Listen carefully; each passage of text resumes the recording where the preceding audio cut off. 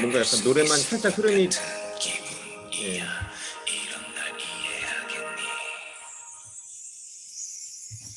페이드 아웃을 아, 네. 안녕하세요.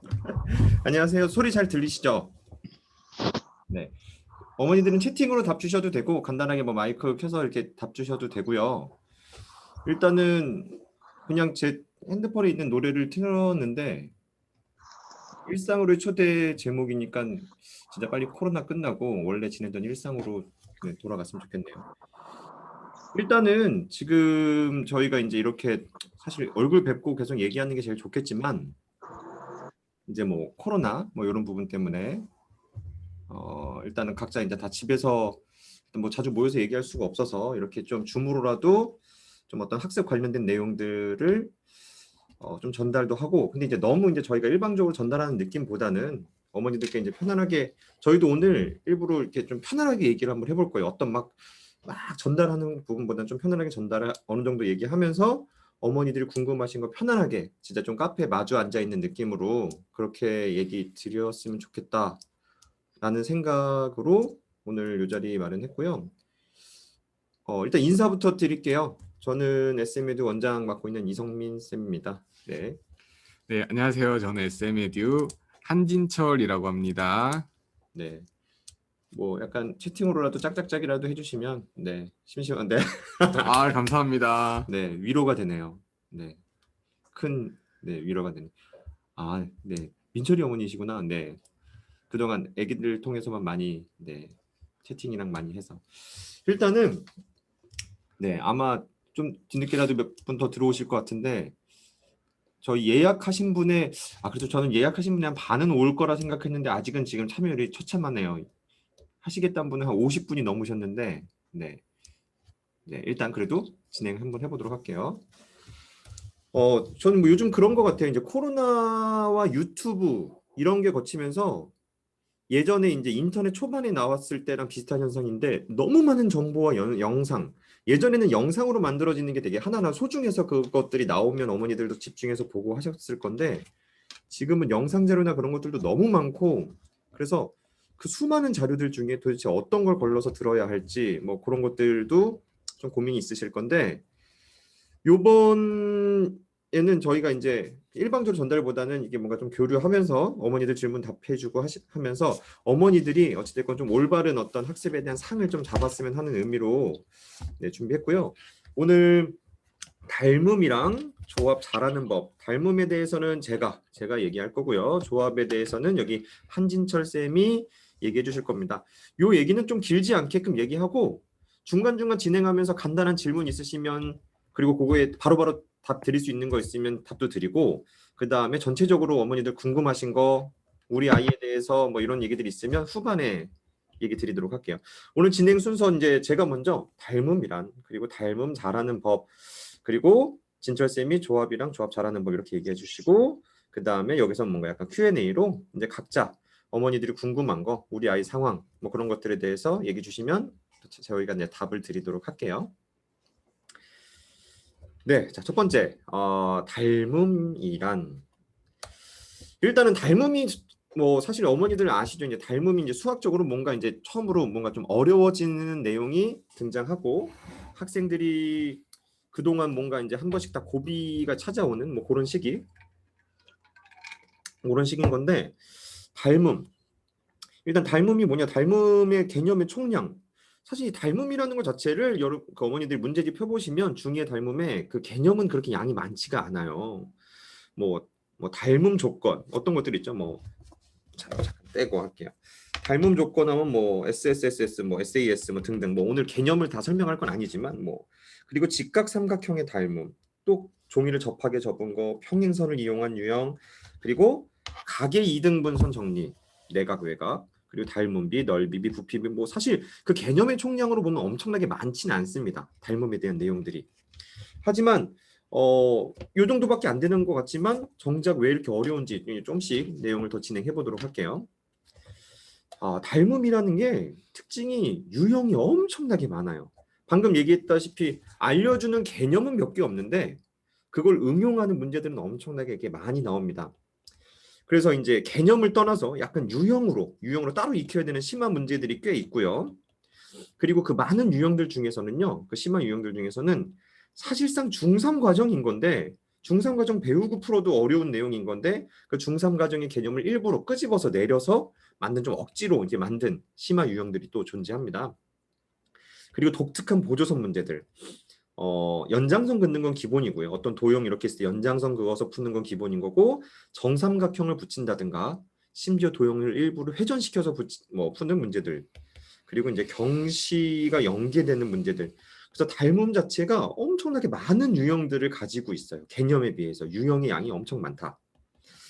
자, 그 다음에 닮음 이제 쭉쭉 이렇게 얘기를 진행해 볼게요. 닮음의 경향.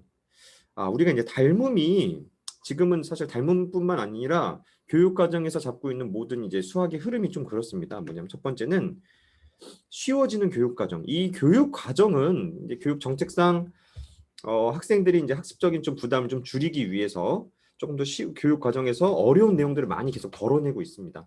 저희가 배웠던 내용에서 많이 덜어낸 쉬운 과정들로 진행하는 채워지고 있고 교육 과정은 비워져서 이제 어려운 내용을 비워졌고 근데 그거랑 별개로 약간 대칭적으로 심화 문제들은 엄청 많아졌어요. 심화 문제들. 이 심화 문제들이 이제 많아지는 이유도 이제 뒤에서 좀 설명을 할 건데 이 두 가지의 균형이 약간 말 그대로 이것도 K자랑 비슷한 겁니다. K자로 이렇게 가는 문제들은 계속 쉬워지고 있는데 심화 문제들은 계속해서 더 어려워지고 더 많아지고 있는 이 두 가지 경향이 계속해서 진행되고 있기 때문에 갈수록 점점 더 어려워지고 있는 현실이 있습니다. 시간이 지날수록 더 어려워져요. 자, 닮음의 제가 또 개념에 대한 응용. 자, 닮음이 어머니들이 그런 고민들 좀 하시는 경우들이 있어요. 우리 아이가 닮음을 못해서 그러는데 기하 수업에 이번엔 닮음부터 좀 합류해서 다시 좀 듣고 싶다. 근데 이제 닮음이라는 것 자체가 말 그대로 닮음 이전에 배웠었던 수학적인 내용들은 다 활용을 합니다. 삼각형, 사각형. 단원 이름은 두 개밖에 없는 것 같지만 삼각형의 외심, 내심, 수심, 무게중심, 방심. 그리고 사각형의 평행사변형, 직사각형, 정사각형 등등 등변사다리꼴 그들의 모든 성질들에 대한 응용들을 닮음에선 당연히 안다라고 생각하고 끄집어내기 때문에 아이들이 이 개념에 대한 어떤 연계성을 잘 보지 않으면 잘 풀 수가 없어요. 그러니까 닮음만 열심히 아무리 반복한다고 해도 닮음을 잘하기가 쉬운 게 아니죠. 앞에 있는 개념들을 잘 연계해서 가야 하기 때문에. 그 다음에 닮음이 또 이제 어려운 내용 중에 하나는 이 중3 과정의 원의 성질과 굉장히 비슷한 성질이 있어요. 이게 무슨 얘기냐면은 어머니들 그 얘기 들어보셨을 거예요. 이제 정말 닮음이 어렵다라는 그런 얘기도 많이 했지만 실질적으로 학생들의 발목을 완전히 잡는 거 가장 심화적인 건요. 중3 과정의 이 원의 성질입니다. 이 원의 성질에 있는 상당수 내용이 사실은 그냥 닮음인 거예요. 그래서 어떤 문제들은 굳이 끄집어서 중2로 끌어내려서 설명하는 것들도 많아요.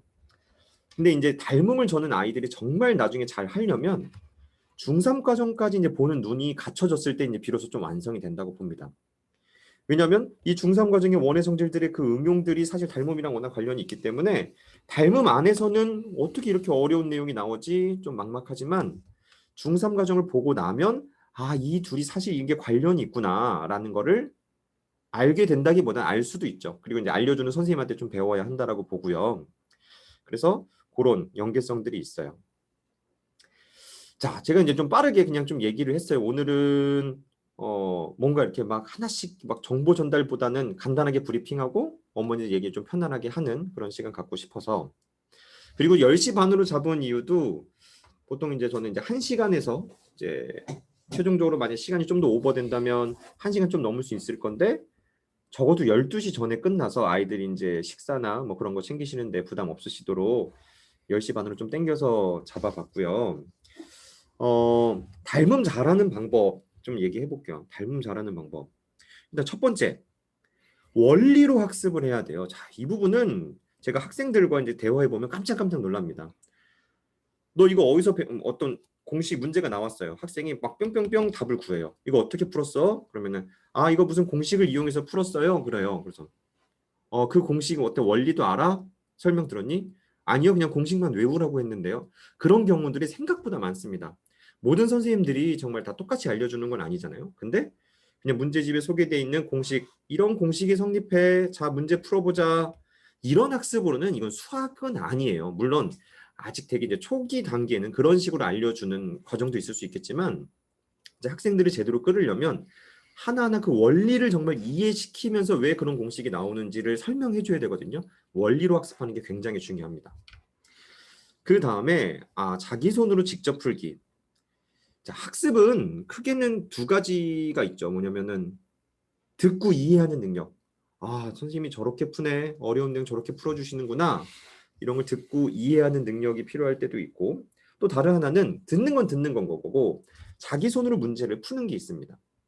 근데 이제 대치동 쪽의 아이들 또는 똑똑한 아이들을 보면은 다 그런 건 아니지만 이해하는 능력은 굉장히 뛰어나지만 자기 손으로 푸는 부분에서는 꽤나 아쉬운 경우들이 많아요.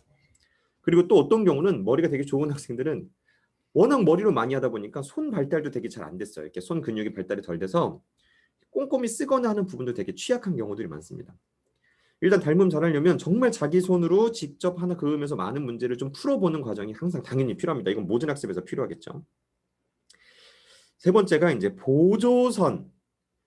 사실 이게 되게 어렵잖아요. 어머니들 이런 고민도 많이 얘기하거든요. 뭐냐면 우리 아이가 이제 보조선을 잘 못 긋는데 보조선을 어떻게 잘 그을 수 있을까요? 보조선. 근데 이제 이 부분이 조금 나눠서 생각해야 될 게 있어요. 뭐냐면 보조선을 긋는다라는 것 자체가 우리가 이제 결국은 보조선을 그어서 푸는 문제들은 대부분 응용 문제나 심한 문제들인 건데, 간단한 응용 문제들은 하다 보면 좀 익숙해지는 것도 있지만 이 보조선이 어려운 문제들은요, 약간 응용의 끝으로 심화로 이렇게 풀어야 되는 문제랑 사실상 경시 수준의 개념으로 이렇게 접근해야 되는 것들이 좀 나눠지기도 합니다.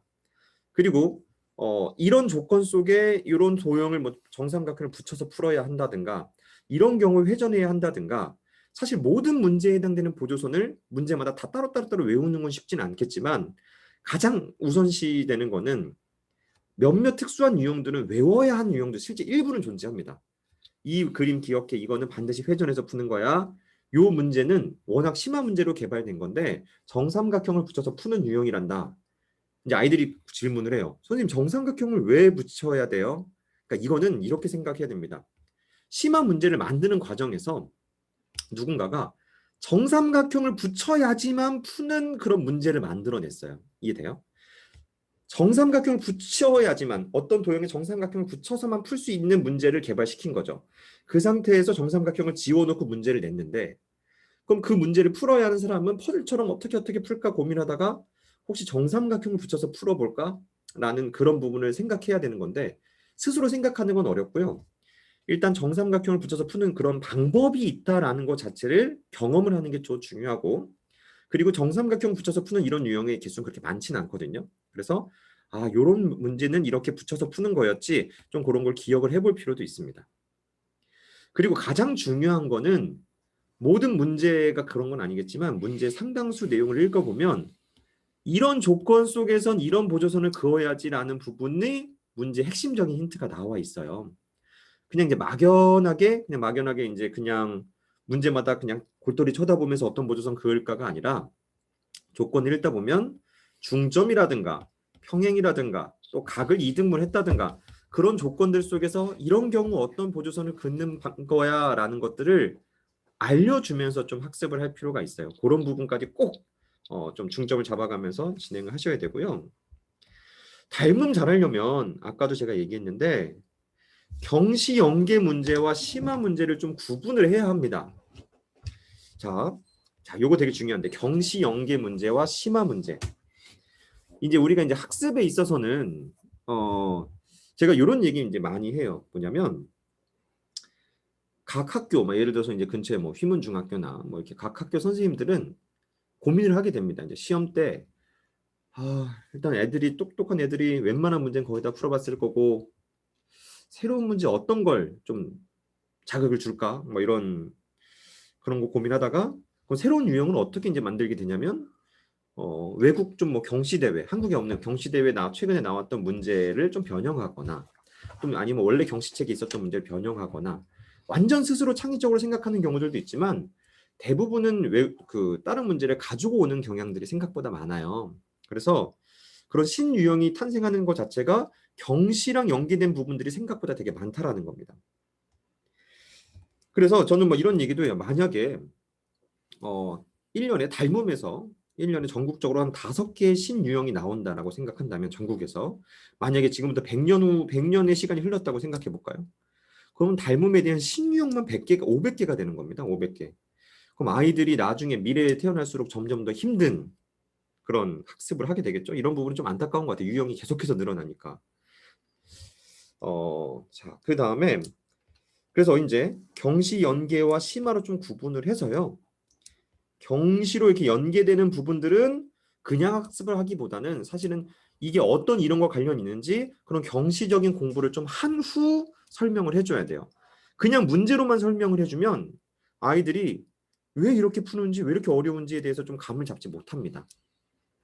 그리고 이제 심화 이거는 응용의 끝으로 네가 응용하면서 문제 풀어봐야 돼 하는 부분이랑 이건 사실상 경시 문제니까 이런 이론을 알려줄 테니까 해보자. 이런 부분을 좀 구분할 수 있는 선생님이랑 좀 공부를 해야 돼요.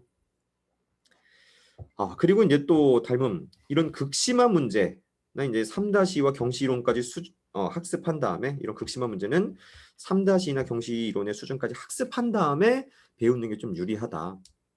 사실 요즘 공부하기 어려운 것 같아요. 문제집들 봐도 뒤에 있는 특목 문제, 경시 문제, 막 뭐 예전에 뭐 S스텝 이런 다양한 이름으로 그런 심화 문제들이 있는데 그 심화 문제들이 심화였으면 좋겠는데 심화를 넘어서서 사실상 경시 문제들이 막 너무 들어가 있습니다.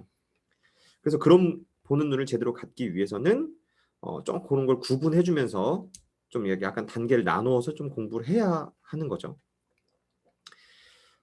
그래서 거의 이제 마무리인데요. 닮음 기준으로 얘기 드릴 부분은 닮음 잘하는 방법.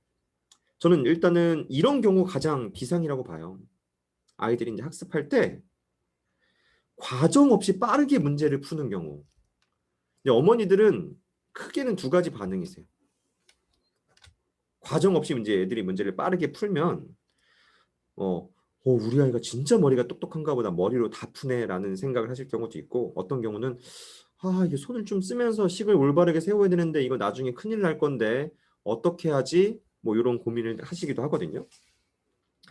그래서 과정 없이 푸는 경우는요. 일반적으로는 말 그대로 그림에 의존한 경우들이 많습니다. 그림에 의존하고 그리고 이제 중학교 2학년에 나오는 이 닮음 자체는 결국은 대부분의 값들이 숫자로 딱딱 떨어지는 경우들이 많아요. 루트 같은 것도 없기 때문에 숫자로 딱딱 떨어져서 아이들이 이제 문제를 풀 때 그림에 있는 비율이나 그런 걸 가지고 찍는 경우들이 굉장히 많아요. 그래서 눈에 보이는 대로 의존해서 문제를 푸는 건 아닌지, 찍어서 푸는 건 아닌지, 그리고 이제 문제도 읽지 않고 막 그림만 보고 푸는 경우들도 꽤 있거든요. 그런 경우들 굉장히 조심해야 합니다. 그래서 반드시 올바른 식을 세우면서 문제를 풀고 있는지 좀 확인을 해야 합니다. 그리고 이제 하나 더가 아이들한테 많은 기하에서 가장 중요한 게 이제 합동 조건을 찾는 거거든요. 합동 조건.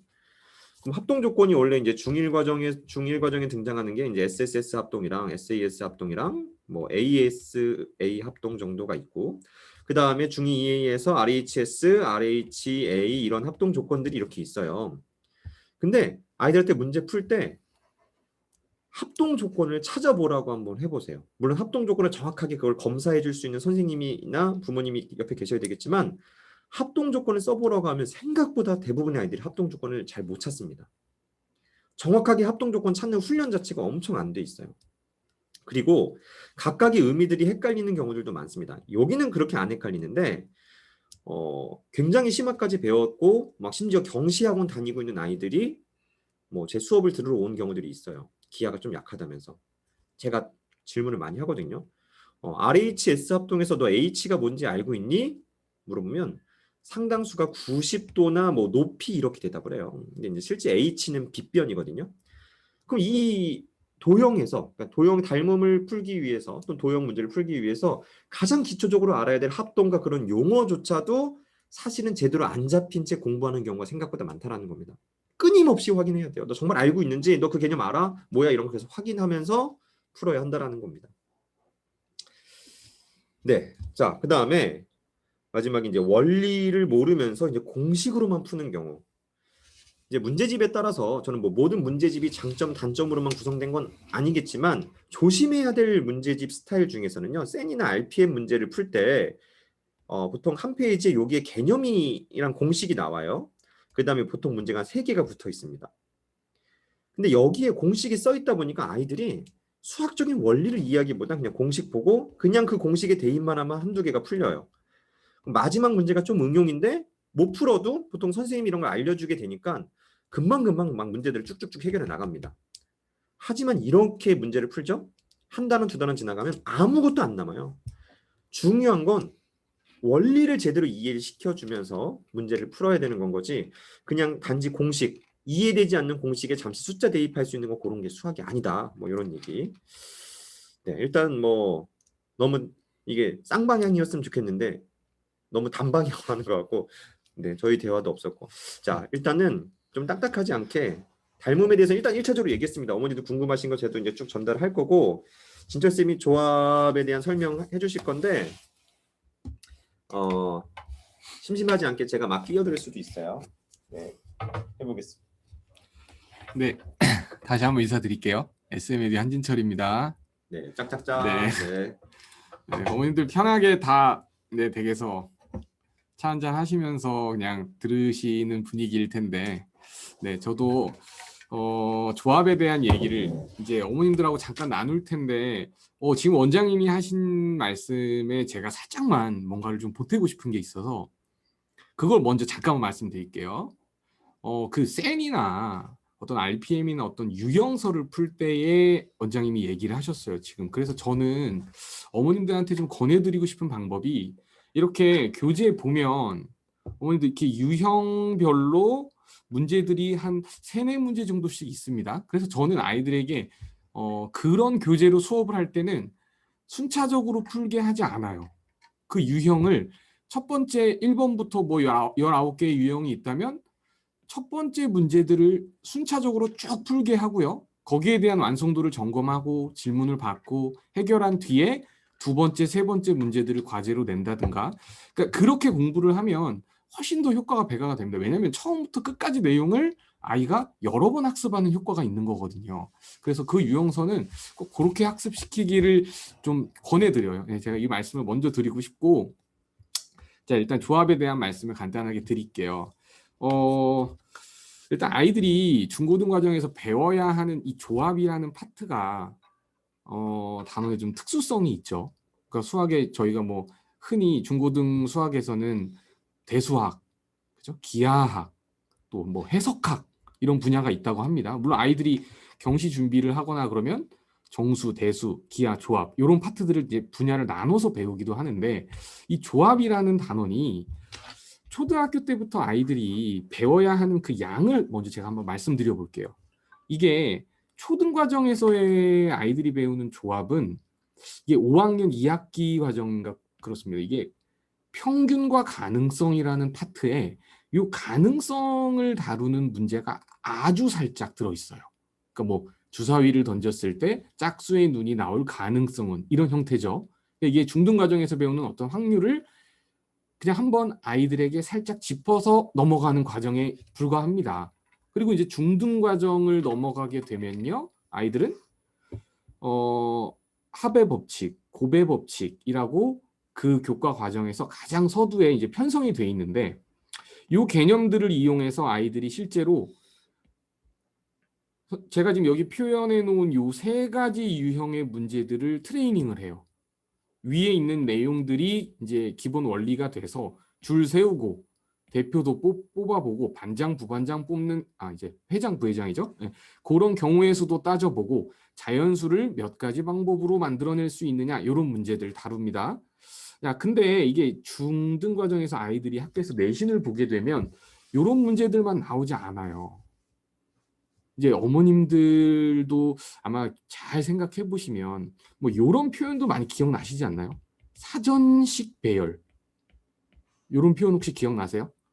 뭐 내가 A, B, C, D라는 문자가 4개 있는데 이 4개의 문자를 사전식으로 배열하면 몇 가지 경우가 있겠냐? 뭐 아니면 CABD 이런 문자는 사전에서 찾으면 몇 번째로 등장하겠냐. 뭐 예를 들면 이런 문제라든지 아니면 그림을 통해서 이런 영역을 나눠 놓고 내가 5가지 색깔이 있는데 여기 색칠할 수 있는 방법이 총 몇 가지가 있겠냐. 뭐 예를 들면 이런 문제들이 실제로 아이들이 그 교과서에서는 이걸 어떻게 푸는 거다라는 개념을 뭔가 아이들에게 전달한 후에 풀리기보다는 이게 약간 응용이나 어떤 심한 문제들로만 존재를 하고 있는 상황이에요. 뭐 동전을 지불하는 방법이나 이런 것들도 사실 문제를 해결하는 기본적인 원리는 다 요 합이나 곱의 법칙을 통해서 해결하는 게 맞지만 아이들에게 뭔가 어떤 지식의 전달을 좀 꼼꼼하게 한 후에 문제를 풀리는 게 아니라 아까 원장님도 얘기하셨다시피 내용들은 굉장히 계속 간편해지고 있는데 어떤 심한 문제들은 계속 누적이 되고 있는 상황이기 때문에 이게 중학교 과정에서 아이들이 이 조합 파트에 대한 학습을 생각보다 많이 하지 않지만 문제들은 좀 어려운 것들이 계속 출제되고 있고 그래서 실제로 2학년 2학기 과정에서는 어떤 내신에 대한 부담이 아까 닮음과 더불어 아이들의 좀 부담이 많이 증가되고 있는 상황입니다. 이게 또 고등 과정의 경우에는 좀 독립적인 이제 교재가 편성이 돼 있잖아요. 확률과 통계라고 해서 그 고등 과정에서 배우는 확률 파트는 실제로 1학년 과정에서 가장 후반부에 보면은 고등 하에 이제 순열 조합 경우의 수 요 파트가 들어 있습니다. 그리고 아이들이 이제 2학년 과정에서 중복 조합이나 이항전개라고 하는 거, 뭐 확률을 계산하는 이런 내용들을 확률과 통계 파트에서 아이들이 배우게 되는데, 그러니까 실제로 그 교과 과정을 보시면 2학년 마지막 단원이잖아요. 확률이라고 하면. 그럼 3학년 과정 때는 아이들이 실제로 확률 단원에 대한 내용을 배우지 않는 거죠. 그리고 1학년이 거의 마무리되는 시점에 순열과 조합이라고 해서 이 확률 단원에 대한 개념을 다시 짚어요. 근데 실제로 그 기간을 따져보면 그 고등 교과 과정에서는 거의 2년이라는 시간 만에 아이들이 배우는 겁니다. 그렇죠? 물론 저희 아이들은 학원이나 어떤 이런 다른 공간에서 이 조합 파트에 대한 학습을 계속 꾸준히 하고 있겠지만 실제로 교과 과정의 편성은 그렇게 돼 있기 때문에 많은 아이들이 2학년 때도 마음고생을 했고요. 고등 과정이 돼서도 확률 파트를 뭔가 약간 새롭게 공부해야 하는 약간 그런 편성이 되어 있다. 뭐 제 개인적인 생각은 그렇습니다. 그러다 보니까 이제 나는 어려워, 잘 못해 라는 생각이 굉장히 지배적이고 근데 실제로 3학년 과정이나 고등학교 1학년 그 제가 말씀드린 공백 기간에 어떤 확률이나 이 조합 파트에 관련된 그 단원이 섞여 있는 형태의 그런 심한 문제들에서 아이들이 당연히 어려움을 겪는 이유가 거기에 있다고 생각해요. 내가 배운 지는 오래됐는데 자꾸 섞여서 나오고 그러다 보니까 부담은 증가하고 그리고 고등학교 1학년 후반에 보면 아 이제서야 나는 확률을 배우는구나 약간 이런 느낌. 그래서 고등 과정이 이제 이렇게 구성이 돼 있는데 또 제가 요 마지막에 표현해 놓은 요 문구는 뭐냐면요. 그러니까 아이들이 그렇습니다. 이게 조합 파트라고 하면 고등 과정에서도 실제로 1, 2, 3단의 어떤 다항식을 다루는 파트 이제 바로 직전 학기에 3학년 과정에서는 아이들이 곱셈 공식이나 어떤 인수분해라는 걸 배우죠. 근데 저 같은 경우는 그 단원들에 대한 학습이 이루어질 때 웬만하면 아이들에게 조합을 섞어서 아이들에게 설명을 해요. 그게 이해력을 훨씬 더 높일 수 있고요. 실제로 이 조합이라는 단원이 고등학생들에게는 어머님들 이제 나중에 수능을 볼 때 수능 과목에서 크게 부담되는 과목은 아닙니다. 왜냐하면 일반적으로 고등학생들한테는 그래요. 이게 어려운데 내가 오랜만에 공부해서 조합이라는 단원이 어려운데 이 확률은 내가 공부를 할 만큼 성적이 나와요. 올라갑니다. 계속 성적이. 그러다 보니까 애들이 나중에 공부하면 돼. 이런 이야기들을 주변에서 많이 들어요. 근데 실제로 제가 생각하는 이 조합 파트는 다른 단원들을 효과적으로 이해하는데 굉장히 큰 역할을 하는 요소들이 많아요. 근데 고등학교 2학년 때의 그 과정을 아이들이 섭렵하는 데는 이미 그 단원들은 굉장히 많이 진행이 된 상태거든요. 고등학교 1학년 중3 과정도 마찬가지고. 그래서 좀 권해드리고 싶은 방법 중에 하나는 어떤 수업을 진행을 하실 때 중3이나 고1 과정 대수 파트 그런 확률 단원에 대한 개념이나 이런 것들이 좀 약간 좀 보완이 많이 되면서 아이들에게 원리도 설명하고 식이 왜 그렇게 진행되는지 그런 경험을 아이들이 중간중간 계속 할 수 있는 네, 그런 수업을 어머님들께서도 계속 제가 이제 권해드리고 싶은 겁니다. 이게 아이들이 이해하는 정도에 따라서 어떤 친구는 제가 수업할 때 보면 얘들아 이거 잘 이해 안 되면 괜찮다. 선생님은 대신 이해가 되는 아이들을 위해서 요거를 한번 같이 도움을 줘볼게 라고 했을 때 받아들이는 요 지역의 아이들이 상당히 많거든요. 그리고 이제 아이들이 끄덕끄덕하고 그 다음 내용을 진행할 때도 그 조합에 관련된 개념을 섞어서 이제 설명을 하면 훨씬 더 기억에 많이 남고요. 제가 그냥 훅 끼어들면 그런 예를 들어 설명해 주실 수 있나요? 그 얘가 예를 들어서요. 좋습니다. 제가 한 가지만 한번 예를 들어 볼게요. 이런 걸 한번 어머님들께서도 제가 이제 수학 내용으로 들어가면 네, 조금 지루할 수도 있으니까 조금만 더 속도를 내서 자, 예를 들어서 어머님 x 플러스 y라는 이 다항식을 제곱을 할 때 아이들이 x제곱과 2xy와 플러스 y제곱이라고 하는 자, 이런 형태의 이제 곱셈 공식이라 하죠. 여기 3학년 1학기 과정에서 아이들이 다항식 전개하는 걸 배웁니다. 근데 이제 예를 들어서 저는 아이들에게 이제 조합을 살짝 섞어 봐요. 자, 어머님들 이게 원리를 혹시 기억을 한번 잘 해보세요. 이게 다항식을 이렇게 두 번 곱한다는 게 사실 원리는 이렇거든요.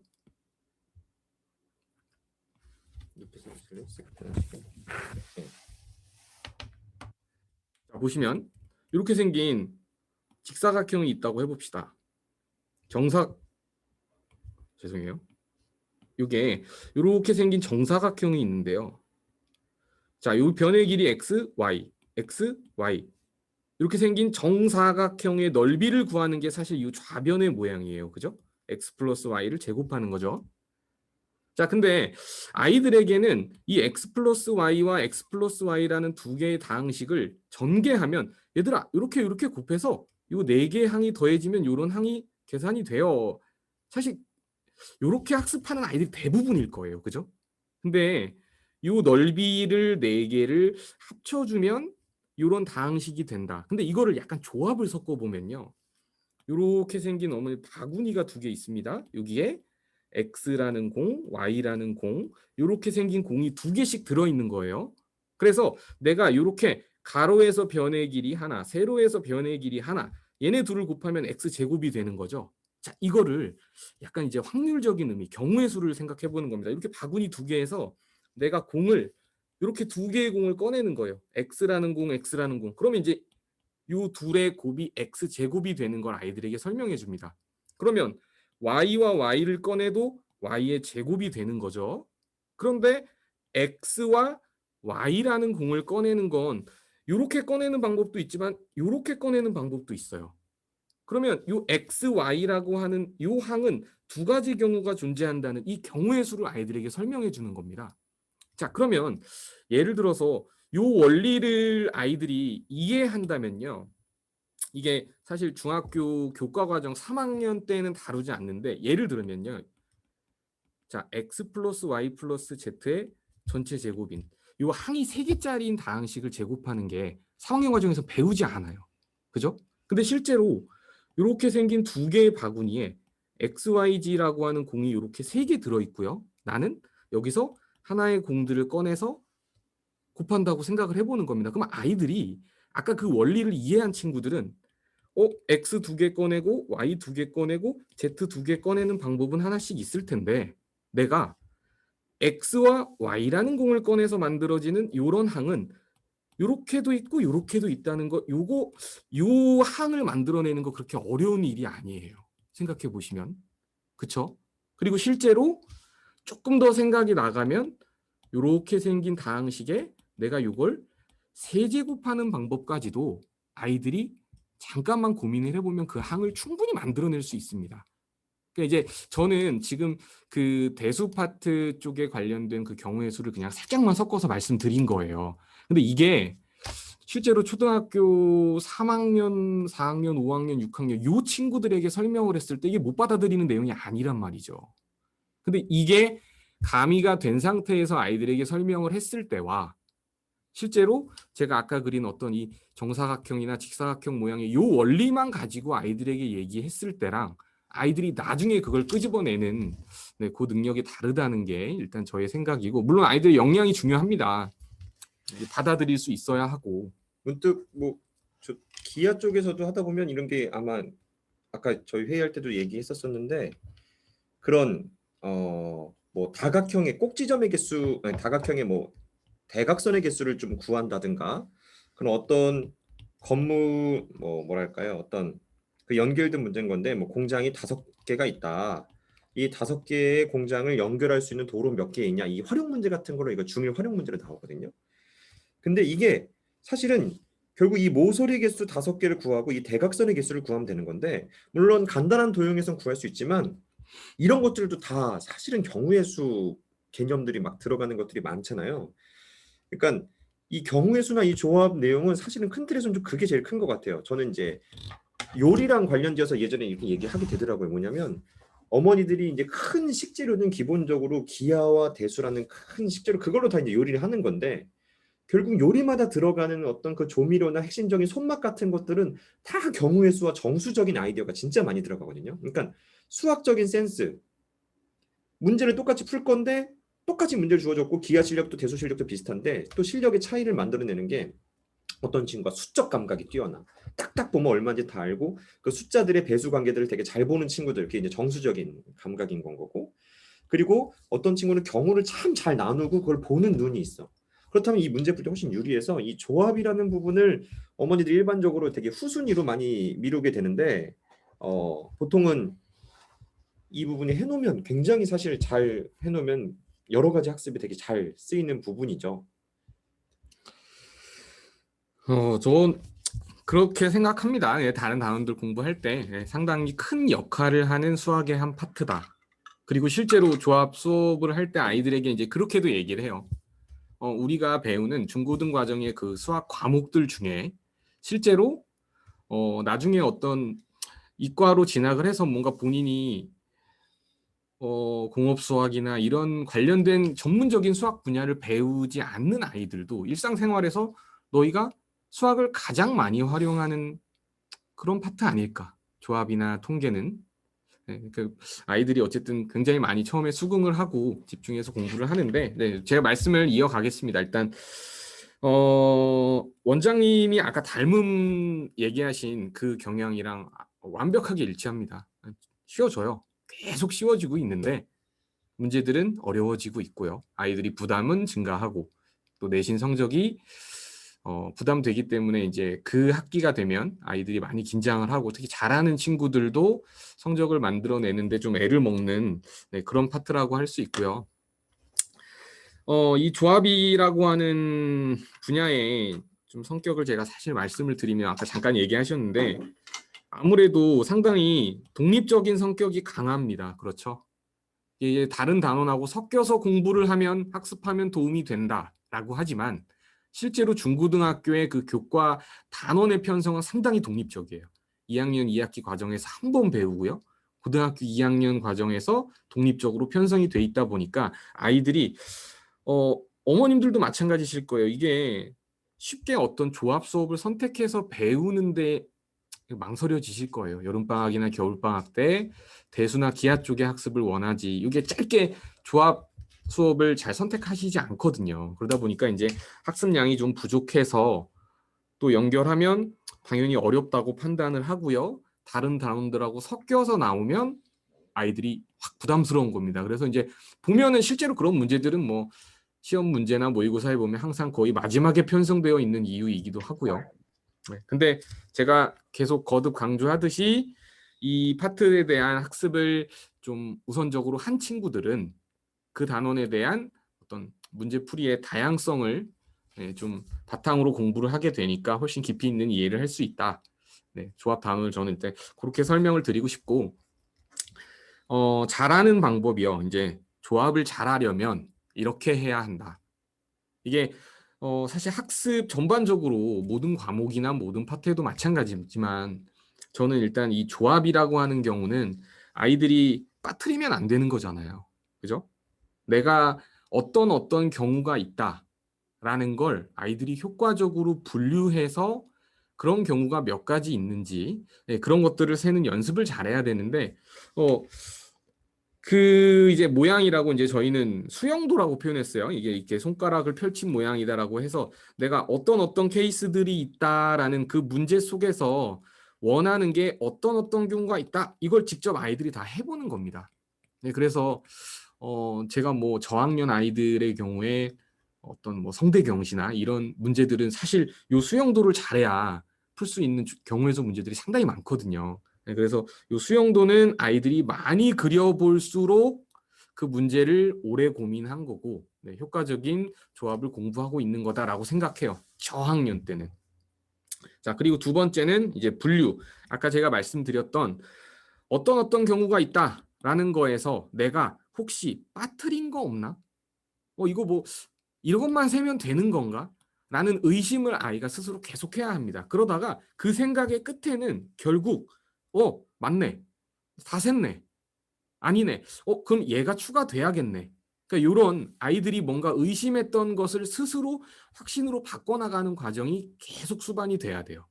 자, 그리고 요 마지막에 이제 어떤 기술적인 부분인데요. 요거는 아이들이 중등 과정에서 제가 아까 말씀드렸던 줄 세우기, 회장, 부회장 뽑기, 대표 뽑기라고 하는 그 세 가지 내용이 중등 과정에서 등장하는 대표적인 기술적인 부분이에요. 근데 이게 고등학교 1학년 과정에서 후반부에 보면 순열조합에서는 우리가 이제 NPR이나 NCR이라고 하는 어떤 순열조합의 기호로서 연산하는 방법을 배웁니다. 근데 실제로 한 개, 두 개, 세 개, 네 개, 다섯 개. 네, 실제로 이제 이 연산 방법을 아이들이 제가 수업을 해보면 굉장히 어린 아이들도 이 연산 방법에 이미 노출이 되어서 어떻게 계산을 하는 거다라는 거 알고 있는 아이들이 상당수예요. 네, 근데 이제 제가 권해드리고 싶은 건 그걸 아이들이 빨리 접한다고 해서 유리한 건 아닙니다. 네, 그래서 충분히 이 첫 번째 수영도 그리고 분류하는 연습하고 이런 것들에 대한 트레이닝이 된 후에 요 순열조합의 고등 과정의 그 연산 기술을 익히는 게 좋을 것이다. 네, 요 말씀을 사실 꼭 드리고 싶어요. 네, 그래서 계산하는 것보다는 내가 실제로 분류해서 어떤 경우가 빠진 것이 없는지라는 걸 아이들이 충분히 고민해보는 시간을 충분히 가진 뒤에 요 기술적인 걸 익히도록 네, 그렇게 조합을 공부하는 게 좋을 것 같고요. 네, 요거 이제 또 여러 가지 풀이 방법인데 그렇습니다. 이게 한 문제를 풀면요. 아이들이 공부할 때 특히 저는 대소 파트에서는 함수 공부할 때 이제 아이들에게 강조하는 방법 중에 하나인데 답이 맞았어요. 그럼 아이들은 나는 이 문제를 풀 수 있어 라고 판단하는 경우가 많습니다. 근데 이게 함수도 마찬가지고 조합도 마찬가지인데 훨씬 더 효과적인 방법으로 결론에 도달할 수 있거든요. 근데 아이가 답을 맞았기 때문에 나는 풀 수 있어 라고 생각하는, 심지어 학부모님들도 그렇게 생각하시는 경우가 많아요. 그래서 경우의 수나 이 조합, 특히 또 확률 쪽은 아이들이 워낙 다양한 방법으로 문제를 해결할 수 있기 때문에 그런 것들을 실제로 많이 전달받을 수 있고 또 경험할 수 있는 네, 그런 과정에 노출이 돼야 되고 한 가지 방법이 아니라 두 가지, 세 가지, 여러 가지 방법으로 그 문제를 다룰 수 있다라는 걸 이 조합에서는 아이들이 네, 꼭 명심하고 공부를 했으면 네, 그게 제 생각입니다.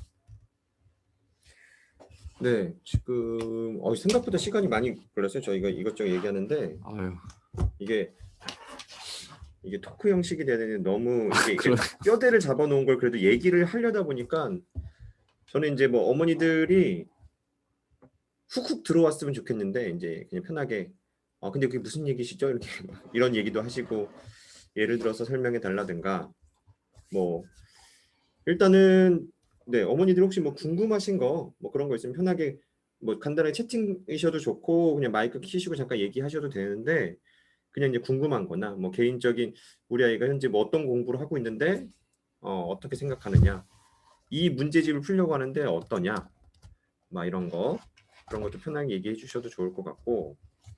네, 지금 네, 물론 이제 지금 어머니들이 집에서 이 부분에 좀 집중해서 해주시는 분들도 있겠지만 이게 라디오처럼 켜놓고 하시는 분들도 꽤 있으실 것 같긴 한데, 어찌됐건 궁금한 게 있으시면 편하게 얘기해 주시면 이거 그 채팅이 저희한테만 오거든요. 그러니까 딴 분들한테 노출 안 되니까 편하게 얘기하시면 네, 누군지 공개 없이 그냥 저희가 이제 사연처럼 얘기 드릴 수 있을 것 같아요. 네. 그러면 뭐 조합. 사실 뭐 조합이란 이 단어 아까 보니까 저는 그냥 아파트가 생각이 나더라고요. 조합원 뭐 그런 거 있잖아요. 뭐 그런. 네. 원래 이제 제게 이렇게 되게 편안하게 재밌는 얘기도 하고 뭔가 이렇게 확 풀어낼 수 있을 것 같았는데 막상 이 얘기를 전달을 해보고 어떤 아무 반응이 없으니까 그냥 이 얘기만 전달하게 되는 딱딱한 다소 아쉬운 그런 부분이 있었던 것 같아요. 일단 네, 뭔가 좀 생각해보고 계신가요? 아니면 이것저것 다 거의 다 얘기한 걸 수도 있어요. 근데 이제 그런 것 같아요. 저는 이제 뭐 기하 수업을 많이 하다 보니까 제일 아이들한테 이제 싫었던 것 중에가 이런 거. 중1에 중학교 1학년 과정에 각을 배웁니다. 각도. 그리고 반직선 같은 걸 배우면서 각이 이제 두 반직선으로 이루어진 도형이 이제 각인 건데, 각이라는 걸 배우고 각을 배웠다 하고 해서 이제 응용 문제를 풀러 가보면 깜짝 놀랍니다. 그냥 단지 각을 배웠는데 응용 문제에 시계 문제가 나와요. 시계 문제. 사실상 시계 문제는 거의 방정식 수준의 문제거든요. 몇 시일 때 몇 분이냐 정도는 그나마 가능할 수도 있지만 몇 도일 때 그게 몇 시이냐라고 물어보는 건 다 이제 미지수를 잡아서 이제 문제를 풀어야 하는 건데, 이렇게 약간 응용이나 심화라는 이름으로 막 훅훅 들어가 있어요. 그런 식으로 이제 개념들이 막 섞여 있는 경우들도 많고, 이 닮음, 도형에 대한 문제, 그리고 이제 이 닮음이라는 것 자체도 어떤 함수나 뭐나 관련된 문제 풀 때도 약간의 기하적인 성질을 이용하면 굉장히 쉽게 해결될 수 있는 경우들이 좀 많거든요. 그리고 이제 뭐 조합도 그런 것 같아요. 그냥 세는 게 아니라 조합의 약간 경우의 수에 대한 원리를 조금 더 설명하면서 봤을 때는 훨씬 더 새로운 것들이 보일 수가 있거든요. 뭐 이런 등등 질문이 좀 들어오는데, 내신 대비로 경시 심화도 무조건 해야 할지. 이게 참 되게 어려운 것 같아요. 자, 사연이에요, 사연. 네. 내신 대비로 이제 학교 시험인 거죠. 중학교 학교 시험인 건데 경시 심화도 무조건 해야 할지. 이건 전 시기의 문제인 것 같아요. 자, 지금 제가 여기에 간단하게 그래도 뭔가 이렇게 정돈해서 약간이라도 뭐 좀 쓰면서 네. 이게 좀 이쁜 색깔로. 자, 내신 대비로 경시. 자, 내신 대비로 경시 심화도 해야 하는지 뭐 이런 질문을 주셨는데, 이제 뭐 요거는 만약에 학생이 아직 초등생이다, 아직 시간이 있다, 그리고 이제 중등도 거의 마무리되고 있다 한다면 경시적인 자극을 당연히 좀 주는 게 유리하다고 봐요. 물론 사실 그런 게 있어요. 경시를 해서 잘하는 것보다 잘하는 아이들이 경시를 하는 것도 꽤 높기 때문에 그런 아이들 자체가 이미 좀 잘하는 아이들이기도 하지만, 아까도 얘기 드렸다시피 요즘 그 심화 문제가 사실은 심화 문제가 아니고 경시적인 문제에다 숫자 대입해 놓은 거나 그런 게 많기 때문에 경시적인 경험을 많이 한 친구들은 그걸 보는 역량이 훨씬 더 큽니다. 사실 학교에서 쉬운 기초 문제들이 꽤 있고 응용 문제들이 있고 결국은 점수에 영향을 주는 뭐 일명 킬러 문제라든가 그런 심화 문제들이 조금씩 들어가는 경향이 많잖아요. 그런 것들이 이제 들어갔는데, 그런 거를 근본적으로 보려면 거의 KMO를 완전히 KMO까지는 아니더라도 그에 준하는 경시 입문적인 과정을 한 친구들이 훨씬 유리한 거는 맞다. 근데 만약에 중학교만 1학년 정도다, 그러면은 만약 시간 된다면 경시 입문적인 그런 자극까지 줬으면 좋겠어요. 근데 이제 어려워지는 중학교 2학년 정도의 시기라면 그때는 조금 압축적인 공부를 해야 될 것 같아요. 경시 이론을 다 공부하긴 힘들고 관련된 문제를 풀면서 그중에 몇몇 시간이 된다면 몇몇 이론 관련된 이론들에 섞인 문제가 나올 수도 있어. 그다음 이런 식으로 회전한 심화 유형들도 있어. 라는 부분. 왜냐하면 좀 시간을 경시 전체적인 과정을 보면서까지 이렇게 실력을 쌓기 힘들 수 있으니까 아이들의 준비하는 시기에 따라 다르지만 결론적으로 그런 심화 문제들을 볼 수 있는 눈을 갖거나 그 부분을 어쨌든 해결할 수 있어야 그 상위권 점수를 받을 수 있기 때문에 자극을 좀 주는 편입니다. 저는 제 기하 수업에서는요.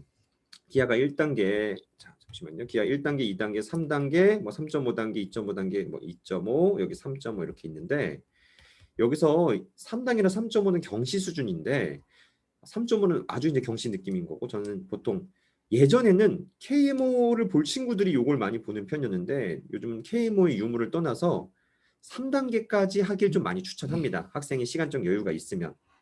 그래서 뭐 A급 수학이나 그런 심화 문제들에 숨어있는 그 원판 이론을 경험하고서 문제를 풀게 되면 훨씬 더 이제 눈에 잘 들어와요. 이해도 잘 되고 그 역량 자체를 키우는 걸 좀 추천을 드립니다. 이거는 현재 몇 학년이냐 뭐 그런 거에 따라서 남은 그 시험까지의 기간 그런 걸 계산하면서 좀 최종적인 그 학생에 대한 경우여야 할 것 같아요. 혹시 뭐 그런 부분까지 써주셔도 좋을 것 같고요. 그 다음에 두 번째 거는 진철 쌤이 얘기해 주셨던 네. 건가요? 네. 개수 세기도 해당이 되나요? 네, 한 개씩 아이가 덜 센다라고 얘기하셨는데 이게 제가 조합 어떤 뭐 강의하는 영상이나 약간 이런 거에도 제가 굉장히 강조하는 부분 중에 하나가 그러니까 아이들에게 어쨌든 요 세 가지 과정을 저는 굉장히 강조합니다. 첫 번째는 일단 분류에 대한 이야기입니다. 두 번째는 기술적인 부분이에요. 이 기술적이라는 거는 아까 제가 얘기하는 카운팅 할 때 효과적으로 내가 고등과정까지 내용을 배웠다면 이 기술은 일단 다 배운 셈이 되는 거죠. 그 다음에 세 번째는 이것만으로 해결되지 않는 경우가 많아요. 그러니까 실제로 이 문제를 이렇게 푸는 게 효과적이구나라는 걸 아이들이 모르는 경우가 많거든요.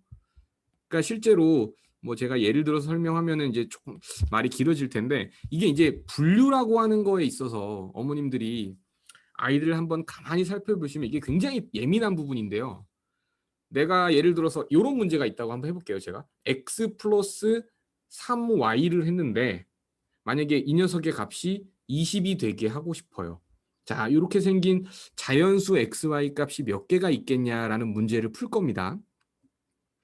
근데 이게 어린 친구들의 경우에는 여기다가 이제 숫자를 하나씩 집어넣어 보고 어떤 숫자가 가능한지를 아이들이 체크해 나가는 건데 여기에서도 이 분류의 기술이 필요한 거예요. 내가 빼먹은 게 없는지라는 걸 아이가 의심을 했을 때 그거를 그러네, 나 빼먹은 거 없네 라는 확신을 가지려면 이 정확한 기준을 잡아서 분류를 해야 되거든요. 그러니까 예를 들면 이 문제 같은 경우에는 내가 그래, 요 3y라고 하는 값이 요 x보다는 훨씬 클 테니까 내가 요 y라는 녀석을 기준으로 잡아보자. 그럼 내가 얘가 1일 때는 x가 얼마고 y 값이 2일 때는 얼마고 그래서 y 값이 6까지 가능하겠구나. 그럼 x 값은 이겠지.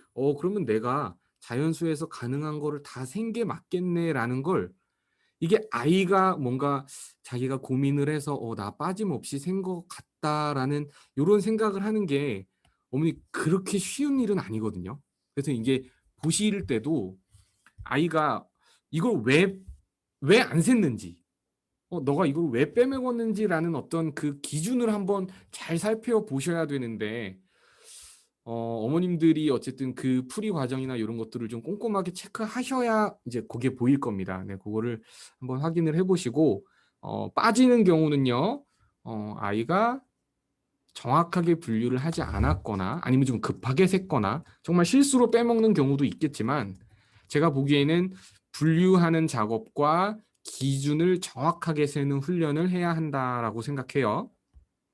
네, 그렇게 한번 아이한테 뭐 예를 들면 이런 문제를 실제로 한번 풀려보시는 것도 좋을 것 같아요. 아이가 이걸 어떻게 세는지.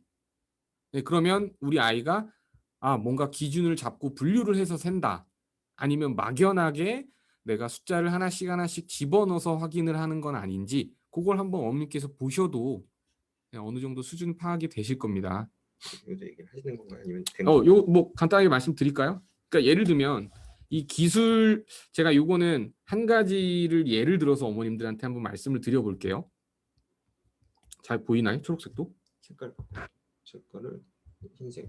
네, 예를 들면 이렇게 생긴 문제가 있어요.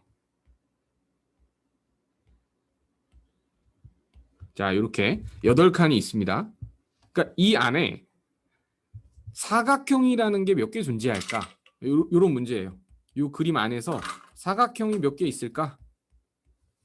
자, 근데 이게 이제 초등학교 저학년이나 이렇게 이제 경우의 수 문제를 아이들이 열심히 풀면 이제 이렇게 접근합니다. 첫 번째, 내가 이 사각형이 한 개로 만들어진 도형이 몇 개인지, 이렇게 2개짜리가 붙어 있는 거는 몇 개인지, 3개짜리가 붙어 있는 건 몇 개 있는지, 이런 걸 아이들이 이제 분류를 해서 풀기 시작해요. 이거 어머니 굉장히 칭찬할 만합니다. 왜냐하면 정확하게 분류한 거거든요. 아이들이 뭔가의 기준을 잡고 대신 요거를 꼼꼼하게만 셌다면 이 친구는 굉장히 효과적으로 푼 거예요. 자, 그런데 여기서 이제 이 두 번째 어떤 기술적인 부분이 한번 들어가 볼게요. 내가 사각형을 만든다라고 했을 때는 이 사각형이라는 건 이렇게 생긴 세로의 축 2개와 또 이렇게 생긴 가로의 축 2개가 필요한 거죠. 그래야 이 안에 이렇게 생긴 사각형이 하나 만들어지는 겁니다. 그래서 내가 여기 있는 가로의 축 3개 중에 2개를 선택하는 방법이 몇 가지가 있는지, 세로에 있는 축 5개 중에 2개의 선을 선택하는 방법이 몇 가지가 있는지, 실제로 그 둘의 과정이 곱해서 사각형의 개수가 나온다라는 거는 사실 이 3번째 파트가 필요하거든요. 아이가 이 문제를 실제로 풀어봐야 다음에 그렇게 풀 수 있어요. 그렇지 않습니까? 이 2가지를 배웠다고 사각형 이렇게 세면 되겠네. 이건 쉽지 않아요. 그렇기 때문에 이런 게 경행 1번, 2번, 3번의 과정이 순차적으로 트레이닝이 돼야 된다라는 게 제 생각이고요. 아이들이 지금 빠진다, 뭔가가 부족하다라는 건 이 첫 번째 과정에 대한 훈련이 일단 필요한 단계라고 생각하시면 될 것 같아요. 다 지워졌네. 그런 얘기 좀 같이 어제 이제 수업하다가 나왔었던 질문인데 경우의 수 쪽에서만 예를 들어서 이런 문제가 있어요. 5, 6, 7, 뭐 9, 13 이것들로 만들 수 있는 뭐 가능한 뭐 삼각형이 몇 쌍이냐 뭐 이런 문제들 이게 경우의 수에서 참 많이 나오는 패턴인 건데 아이들이 상당수가 이렇게 세요. 그냥 막 그냥 생각나는 대로 막 그냥 막 줬거든요. 근데 이런 거 셀 때는 기준을 가지고 잡아야 되는데 그 기준이 굉장히 중요한 거잖아요. 그럼요. 예. 그래서 뭐 예를 들어서 이런 경우 기준할 때는 반드시 큰 숫자를 적고, 그러니까 숫자는 작아지면서만 적어라. 항상 숫자의 위치가 그럼 아이들이 더 세는 경우들은요. 나중에 자세히 보면 얘도 셌고 뒤에 보면 얘도 센 거예요. 이런 경우 많거든요. 그러니까 정확하게 숫자 기준 무조건 숫자는 작아지는 순서. 근데 이거는 항상 작아지는 순서로 해야지 규칙이 아니고 문제마다 다를 건데 원칙만 정하면 되는 거죠. 작아지는 순서대로 적자. 커지는 순서도 적자. 그 기준을 정하고 쭉 나열해야 됩니다. 13, 9, 7, 뭐 13, 9, 13, 9, 6 뭐 이런 식으로 다 이렇게 딱 적고 그 다음에 이제 9, 7, 6 이런 식으로 적은 다음에 그 다음에 여기서 또 중요한 건 자기가 그 적은 글씨들이 한눈에 알아 보일 수 있게끔 적는 그 기준이 되게 중요한 거거든요. 그래서 개수라는 부분은 이런 부분이 좀 되게 중요한 것 같아요. 네, 이 정도. 초등학교 4학년, 중2 정도 나가고 있고 네, 문제 A급 기준으로 한 단원 지금 어머니 그러면 중2 나가고 있는 초등학교 4학년 중2 나가고 있고 A 스텝을 쭉 풀면 많이 안 틀리네요. 무지하게 잘하는데요. 지금 어느 단원 풀고 있어요? A급 2-2 하고 있는 건가요? 2-2? 2-1. 와, 2-1. 저는 어머님 개인적으로 생각하기에 A급에서 아이들이 최초로 와 정말 힘들다라고 생각하는 게 2학년 1학기 A급이거든요. 특히 그 연립방정식 활용이나 이쪽은 소금을 계속 섞는 거예요? 문제 난이도가 상당히 높아요. 소금물 섞고 막 이렇게 하잖아요. 네, 네. 그런 것들도 있고. 와, 정말 잘하는 겁니다. 그리고 근데 일단은 전체적인 과정을 물론 대수 부분은 찍으면서 풀긴 쉽지 않겠지만 지금 논리적으로 한다면 요 네, 어머님 말씀하신 게 여기 아까 이 친구 그 위에도 있나요, 혹시? 그 빼먹는다는 네, 어머님이신가? 같은 분. 예. 야, 그러면 어머니 조합을 아이는 어서 공부를 해야 되는 단계가 아닐까요? 네, 대수 파트에 대한 이해력이 그렇게 높고 문제도 잘 풀고, 네, 근데 빼먹는다는 건 뭔가 어떤 분류에 대한 트레이닝이 필요한 상황인 것 같고, 그게 이제 어머님들, 그러니까 그 정도 수준까지 아이가 문제를 해결하면 이게 경우의 수나 조합 문제를 풀 때 아이 머릿속에서 이루어지는 그런 어떤 일련의 과정들을 어머님, 아버님께서 이게 쉽게 예측하시기가 어려울 수도 있어요.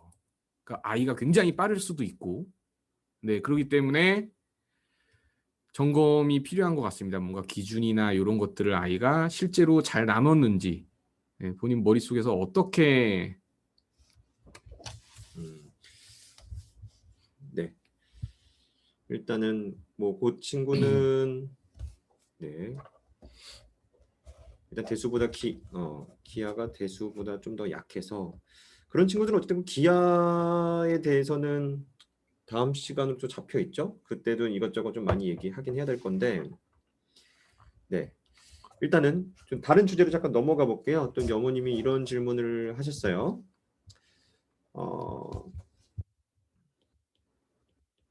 네. 내신에 나오는 학교 시험에 나오는 그 경시적인 문제들, 그 심화 문제들은 어느 문제집에서 많이 나오나요? 뭐 물론 그것들이 이제 모여 있는 문제집이 있다라고 얘기를 딱 이 문제집만 보면 여기서 다 나온다 이런 걸 잡기 쉽지가 않겠지만 기본적으로 각각의 뭐 대수는 결국은 뭐 어떻게 보면 1학기 파트들을 보시면 되는 거고요. 도형으로서의 기하 파트들이 있고 또 경우의 수, 뭐 중학교 2학년도 그 경우의 수에 대한 조합이라고 하면 너무 거창한가요? 뭐 큰 틀에서 학교의 시험 문제들은 요 정도 범위에서 나오는 거잖아요. 정수란 단원으로 이렇게 딱히 이제 뭐 배우진 않으니까 물론 중1의 심화 정도가 있겠지만 이 대수는 결국은 그 대수의 심화나 그 끝이나 위에서 끄집어 내리는 부분은 일부 경시 이론들 같은 게 일부 뭐 들어갈 때가 있지만 사실상 그 부분보다는 기본적으로 다 선행 내용이에요. 그러니까 예를 들어서 대수 부분은 대수 부분은 고등학교에 있는 내용을 끄집어서 내려서 그 중등에서 그 심화 문제로 나오는 경우들이 있기 때문에 사실 중등에 굉장히 억지스럽게 나오는 그 심화 문제들은 고등 과정이나 그걸 배우면서 실질적으로 완성이 되는 편입니다. 하지만 그 중학교 2학년에 나오는 또는 중학교 3학년에 나오는 그때 수준으로서의 그 심화 문제들을 또 푸는 능력이 필요하고 이 부분은 엄청나게 경시적인 부분까지는 그렇게 많지는 않을 거예요. 근데 이제 심화랑 연결되는 부분들은 이제 기하와 조합 부분을 또 얘기 드리면 기하 부분은 이 기하의 끝은 사실 이제 기하는 기본적으로는요. 뭐 나중에 뭐 입체 도형을 다루는 부분도 있겠지만 기본적으로는 다 평면 기하거든요. 평면의 도형을 다루는 거는 거의 몇백 년 전, 뭐 몇천 년 전 다 끝난 겁니다. 사실 기본적인 이론이나 방식들은 다 나온 거예요. 그래서 웬만한 평면의 기하를 다루고 있는 책들은 다 그걸 어느 정도 구성되어 있는데 뭐 대표적으로는 평면 기하의 아이디어라는 책, 평기하라고 부르죠. 또는 올림피아드 수학의 지름길 중급상, 네, 써놓을까요? 이게 줄여서 쓸게요. 기하라고 하니까 이게 기하가 원래 맞는데 평면 기하의 아이디어예요. 평면 기하의 아이디어라는 책 또는 지중상 올림피아드 수학의 지름길 중급 상권. 이게 올림피아드 수학의 지름길이 초급 상하, 중급 상하, 고등 상하가 있는데 각각 초등학교, 중학교, 고등학교에 실제 보는 수준으로 분류하면 안 되겠지만 기본적으로 경시 입문적인 과정 속에서 중등 과정이 얼추 끝난 친구들은 이 정도 책을 보게 되는데 이 책과 이 책의 수준이 사실 참 비슷합니다. 그리고 경시 입문적으로는 되게 비슷한데 둘 중에 어떤 책이든 크게 상관은 없어요. 최종적으로 이 정도 이론을 한번 접하게 되면 기하를 보는 눈이나 심화를 다루는 눈, 각각 이론을 보는 눈 자체가 굉장히 좋아질 겁니다.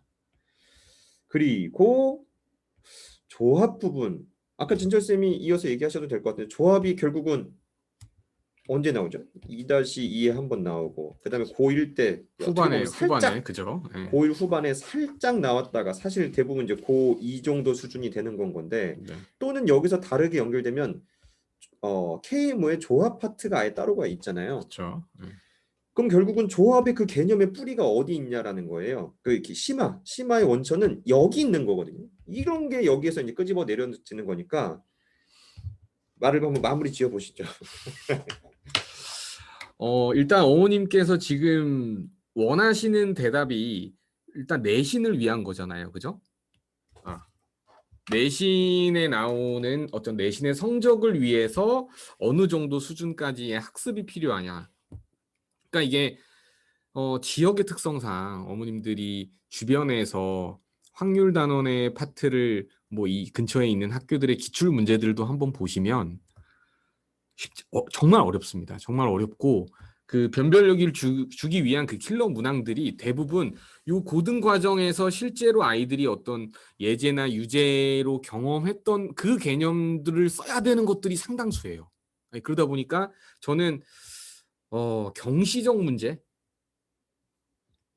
보다는 오히려 약간 조합 파트는 그 문제를 해결하는 꼼꼼함과 플러스 약간의 어떤 선행학습을 조장하는 그런 멘트일 수도 있는데 고등 과정에서 푸는 그런 문제들을 미리 경험을 살짝이라도 하면 아무래도 기출 문제들의 해결 능력이 훨씬 더 올라가지 않을까. 이게 조합이라는 건 어쨌든 전문적으로 경시 문제들을 아이들이 다뤄봐야 하는데 이 문제들을 푸는 데 있어서 사실 이 고1, 고2 과정에 나오는 어떤 순열조합이나 여기 뭐 중복조합까지의 어떤 개념이 들어가는 문제들이 상당수거든요. 그렇기 때문에 이 경시 조합 문제들도 아이들이 다루려면 이 내용들이 일단 기반이 돼야 됩니다. 그러니까 이게 고등 과정의 어떤 확률 계산까지를 다 배우라는 게 아니라요. 아까 그 기술적인 부분 있죠. 순열, 중복 순열, 조합, 중복 조합의 이 네 가지의 어떤 그 카운팅 능력이 생겨야 이 경시 조합 문제들도 다룰 수가 있어요. 이해도 편하고. 그게 수반이 되면 학교 내신 같은 경우는 큰 문제 없이 아이들이 해결할 수 있는데 이게 질문이 어쨌든 어느 문제집에서 나오나요라고 여쭤보셨는데 이렇게 조합 기준은 똑 떨어지기보다는 뭐 결국은 고등이나 그 경시랑 연결되는 부분이 있죠. 그렇게 생각하시면 좋을 것 같아요. 또 문제집이라고 해도 정말 그러니까 제가 수요일 날 뭐 예를 들어 수요일 날 단대부 중에 있는 어떤 학생이 이제 시험 준비를 했는데 그 친구는 2주 만에 어쨌든 뭐 블랙라벨의 스텝 3부터 A 스텝에 일품의 센 C 스텝에 그 문제집별로 최고 난이도의 문제들만 시험 범위에 있는 두 단원 해결하는데 2주가 안 걸렸어요. 그러니까 결국은 그런 문제들을 해결할 수 있는 그 속도를 아이가 그 재학기가 되기 전에 만들어줘야 되는데 왜냐하면 그런 자질이 있다면 내신 기간에 그 짧은 기간에 그 어렵고 까다로운 문제들을 아이가 처음부터 끝까지 뭔가 시중 문제들을 쭉 풀어보고 또 마지막에 한 2, 3일 정도는 작년이나 재작년에 나왔던 이 주변의 학교들의 어떤 기출 문제들을 풀어봄으로써 자기 학교 시험 대비를 한단 말이죠. 그러면 제가 보기에 뭐 내신에 큰 부담이 없을 거고 실제로 그런 능력을 갖추는 게 사실 굉장히 어렵죠. 학기 중에 속도를 내서 그 어려운 문제들을 해결한다는 게 그래서 그런 속도를 만들어주는 게 사실은 제2학기가 되기 전에 중요하지 않나 그렇게 생각합니다. 영영. 자, 누적 그죠? 평가를 이 부분 지금 이제 또 질문 얘기 주신 부분이 있는데 단원별 평가는 잘 보는데 누적 평가를 잘 못 보는 아이. 이게 뭐 단원마다 좀 뭐 차이가 있을 수도 있을 건데 뭐 기하 기준으로 지금 오늘 닮음에 대한 내용을 얘기하니까 2-2 정도 기준으로 좀 얘기를 해볼게요. 이 학습이라는 게 사실 그런 게 필요하거든요. 뭐냐면 좁은 단원별의 이 복습이 필요하고 그다음에 전체적인 개념을 계속해서 알고 있는지에 대한 전체적인 그런 개념을 상을 계속 알고 있는지에 대한 복습이 또 이제 계속 반복적으로 또 필요하고 그리고 이 개념이 어떻게 사용되고 그 연계성을 계속해서 잡아주는 게 필요하거든요. 이런 조건 속에서 뭘 봐야 하고 그걸 통해서 뭘 봐야 하는지. 근데 결론적으로 이런 문제집을 풀면 누적이 쌓인다 뭐 그런 문제집을 딱 짚는 거는 거의 불가능합니다. 없어요. 왜 없냐면 이게 중등 기준으로는 뭐 모의고사 형태나 이제 그런 응용 문제들보다는 기본적으로는 아이들이 심화를 다지는 거니까 단원별로 대부분 이제 다 나와 있는 건데 이런 얘기 좀 하긴 그런 저희 기아 1단계나 2단계 수업을 들으면 됩니다. 이게 되는데 왜 홍보해도 괜찮나요? 이거요? 네. 뒷광고는 아니까 앞광고는 있어요. 어찌됐건 여기 자 보세요. 일단 여기서 무슨 얘기하고 싶으냐면 단원별 평가를 잘 본다라는 거는 제 생각엔 단원별 평가 중에서도 물론 어떤 시험을 보냐에 따라 다르겠죠. 어떤 난이도. 이 부분에 대한 이해도 쪽은 굉장히 좋다라는 거. 이 제한된 범위. 오늘 여기서부터 여기까지 이 개념을 배울 거고 이 개념을 알고 있는지 이 주요 문제를 풀 수 있는지를 보고 여기서 보고. 그럼 여기서 누적 평가라는 부분에서는 전체적인 개념을 물어보는 거랑 전체적인 응용이 섞인 문제들인 건데 이 응용이 섞였다라는 건 사실상 닮음이라는 겁니다. 참고로 삼각형을 배운 다음에 그럭저럭 할 만해요. 좀 어렵지만 그럭저럭 할 만합니다. 사각형 배울 때 삼각형에 있는 모든 개념은 당연히 알지라고 하고 그냥 다 응용해요. 그냥 다 나옵니다. 그 다음에 닮음 나오죠. 닮음 나오면 삼각형, 사각형이 있는 개념은 당연히 알지라고 생각하고 그냥 당연히 다 갖다 써요. 그럼 사실 이 종합적인 평가의 상당수는 이 닮음이나 또는 사각형에 해당되는 그런 앞쪽 개념들이 종합적으로 응용되는 파트인 건 거고, 그럼 이거는 계속 배웠을 때 앞쪽 개념 알고 있는지 계속해서 반복적으로 체크하고 그것을 이렇게 물어보고 하는 그런 복습이란 그런 과정이 필요한 거고, 문제에서 특정 조건을 읽어서 이게 어느 개념이 되는지에 대한 연상시킬 수 있는 그 훈련을 계속 해줘야 돼요. 대표적으로 문제에서 뭐 가계 이등분선이라는 말이 나오거나 또는 내심이란 말이 나왔어요. 그럼 아이들이 전 나중에 좀 기술이 발달하면 아이들한테 제 수업 시간에 이거 얘기 많이 하는데 이게 뇌파 검사하는 기계를 여기다 쓰고 수업했으면 좋겠어.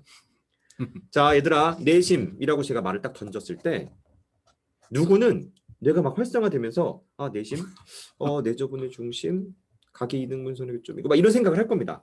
근데 상당수 자 어머니들 생각해요. 어머니들 지금 아이들 아마 학습을 집에서 케어하고 있으면 뭐 내심 외심 그런 거 알 거예요. 자 내심이라고 이렇게 단어를 듣죠?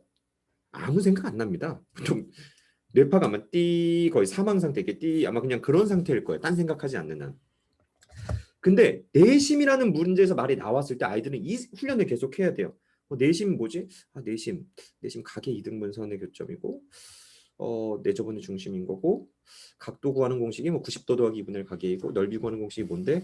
이거 어떻게 풀지? 그 내심이란 조건 여기서 어떻게 활용되자는 거지?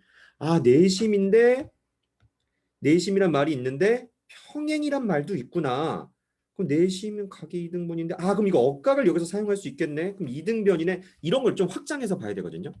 내심이란 말이 있네. 그럼 가계 2등분선이 있으니까 가계 2등분선 정리 A 대 B는 M 대 이런 걸 활용해 볼까? 이런 연상작용을 계속 자극을 줘야 되는 건데 보통 이런 이유나 그런 걸 설명하지 않고 그냥 막 설명하면 그렇게 체계적으로 아이들한테 좀 남지가 않습니다. 그래서 이 연계성이 강한 이 기하 부분은 정말 앞에서부터 계속 알고 있는지 계속 체크하고 그래서 단원별에 대한 학습을 하더라도 이 큰 틀에서의 이 전체적인 걸 연결해주는 그런 학습을 계속해서 좀 반복을 해주셔야 돼요. 기하 1단계나 2단계가 그 수업이긴 합니다, 언니. 네. 네, 저는 지금 요 질문하신 거에 제가 짧게 제 생각을 한번 말씀드려 볼게요. 제가 이제 설명회 때도 어떤 수업의 여러 가지 이제 방식들에 대해서 말씀을 드렸어요. 그러니까 뭐 첫 번째는 아이에게 직접적으로 문제를 풀어주는 겁니다. 선생님이 칠판의 강의를 통해서 이게 이렇게 푸는 거야라는 걸 보여주는 형태의 수업 방식이 있고요. 아니면 전체적으로 아이들한테 그 단원에 대한 뭐 중학교 과정이면 1, 2, 3학년에 대한 전반적인 내용을 한번 쭉 연결시켜서 큰 그림을 한번 보여주는 거예요. 네, 아니면 필요한 개념들을 잠깐 던져주고 아이 스스로 생각해서 문제를 한번 풀어보게 하는 방법도 종류가 될 수 있겠죠. 그러니까 그런 여러 가지 수업의 형태 중에서 만약에 단원 평가를 잘 본다. 근데 전체적인 걸 잘 못한다라는 친구는 제가 말씀드린 수업 방법 중에서 약간 두 번째 걸 어머님께서 약간 부각시키는 수업을 한번 진행시켜 보시면 어떨까? 그게 제 생각입니다. 그러니까 뭐냐면 그 단원을 요소를 배울 때는 잘해요. 이해를 잘한다는 거죠. 그리고 당장 써먹고 푸는 거는 잘합니다. 예를 들면 학원에서 수업을 배웠어요. 개념을. 근데 집에 와서 센을 유형별로 풀었더니 거의 대부분 맞아요. 그러니까 이렇게 한 학기가 끝나고 다음 학기 과정에 똑같은 이제 수업을 진행합니다. 근데 실제로 그 1학기 때 배운 것과 그 다음 학기에 배운 것 섞어서 문제를 내면 아이가 이제 어려운 거예요. 그죠? 왜냐면 그때만 잘한 거니까. 그래서 이런 친구는 예를 들어서 뭐 함수 같은 경우면 1학년 때는 함수를 어떤 내용을 배웠고 2학년 때는 이렇게 연결이 됐고 3학년 때는 이렇게 연결이 돼서 너희가 나중에는 고등과정에서 함수들을 이런 것들을 배울 거야 라는 이런 수업을 아이가 한번 받아보게 하시면 어떨까. 근데 물론 쉽지 않습니다. 그런 수업을 찾는 것 자체가. 네, 그래서 그런 교육 방법이 살짝 아이에게 들어가면 네, 연결해서 그런 공부하는데 수업이 찾기 힘들지만 그것을 제가 한다 이런 말로 마무리하시려다 지금 약간 그러니까 그거 주저하시는 것 같은데 그 여기까지 이제 수업 소리가 홍보를 수업 홍보를 해도 괜찮은 건지 그걸 여쭤보고 싶은 거고 혹시 원하시면 나오면 제가 예를 들어서 뭐 최근에도 이제 어떤 새로운 시도로 뭔가 그런 파트별로 어떤 특강들을 한 게 있어요. 그러니까 예를 들면 방정식 단원만 1, 2, 3학년 과정을 아이들에게 전반적으로 마인드맵을 통해서 쭉 설명한 수업도 있고요. 어떤 그런 파트의 내용을 네, 뭐 제가 기회되면 정리해 네, 보면 그런 수업도 있으니까 네, 네. 그런 거를 한번 네, 시켜보시는 것도 약간 뭐 재미로 여담으로 얘기 드리면 물론 이제 단어별 잘하고 가끔 이제 응용력이 약한 친구들이 있는데 제가 이 말을 어디서 들었는지 모르겠지만 어느 순간 귓가에 계속 맴도는 단어가 있어요. 응용력이 약하면 이름이 영희라는 학생 이름을 지우고 철수로 바꿔도 못 푼다는 얘기 혹시 그거 알아요? 저만 아는 얘기인가요? 그래요? 예, 들어보셨습니까? 살짝 아니요 처음 들어봤는데 그러니까 응용력이 약한 친구는 한 문제 영희가 무엇을 하였다는 문제가 있는데 그걸 지우고 영희를 지우고 철수로 바꿔서 내면 못 풀어. 선생님 저 이거 그러니까 물론 다양한 좀 아이들이 이게 사고에 좀 갇히지 않고 다양한 문제를 풀 수 있고 그냥 자기가 딱 봤었던 그 문제만이 아니라 어떤 뭐 내용을 기반으로 하고 있고 어떤 문제를 그 이론을 바탕으로 하고 있고 무슨 얘기인지 좀 긴장하지 않고 제대로만 본다면 영희를 철수로 바꾸는 건 네, 할 수 있을 겁니다. 와닿아요, 어머니. 제 아이들한테 막 그런 얘기 약간 장난으로 얘기하면서 영희를 철수로 바꿔도 못 푼다. 그럼 IQ가 0이다. 막 이렇게 장난치긴 하는데 네. 여튼 뭐 그런 얘기들 사실 뭐 이런 얘기들 편하게 막 설명해서 막 풀어내는 얘기보다 이렇게 편안하게 어머니들 막 궁금한 거 있으면 막 던지고 저희가 하고 그리고 약간 조금 더 경직된 느낌보다 막 이렇게 좀 재미있게도 이렇게 얘기하고 싶은데 네 어머니들 훅훅 더 이렇게 들어오시거나 이렇게 얘기 이렇게 많이 이렇게 던져주셔도 좋을 것 같아요. 아, 네, 뭐 시간이 뭐 생각보다 막 많이 갔네요. 벌써 12시가 다 돼가는데 일단 어머니들이 조금 더 궁금한 거 누적 평가 문제집은 왜 없는가? 이 누적 평가 문제집은 어, 그러니까 문제집마다 이제 뒤쪽에 그냥 이렇게 중등에 대한 총정리를 이렇게 나와 있는 경우들은 보통 없고 이 문제집마다 이렇게 중간고사나 약간 뭐 그런 식으로 모여 있는 문제집들이 일부 있거든요. 그게 그 전체의 모의고사 풀이 형태 예전처럼 예전에 그 고등학교도 입시로 가고 했었잖아요. 그게 뭐죠? 그 학력평가였나? 그러니까 고등학교도 이제 시험 보고 가고 하고 그때는 이제 그 모의고사 형태 문제집이나 약간 뭐 그런 형태들도 나왔었는데 요즘은 뭐 사실 그런 문제집이 있어야 될 이유는 별로 없죠. 누적평가. 근데 이제 이 누적평가라는 부분은 상당수가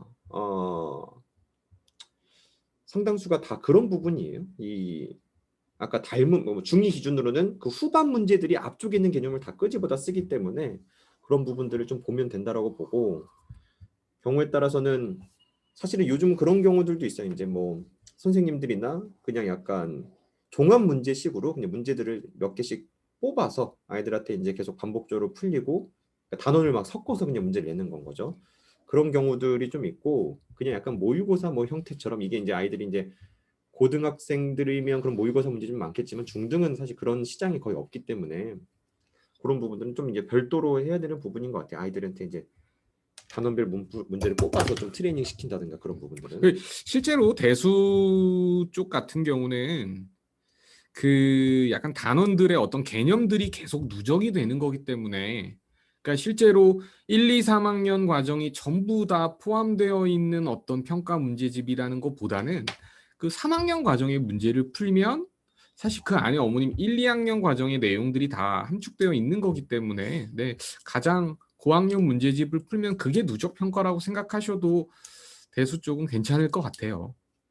네, 그러니까 그리고 대수의 완성은 이제 수학 상하죠. 약간 그쵸. 수학 상하. 네.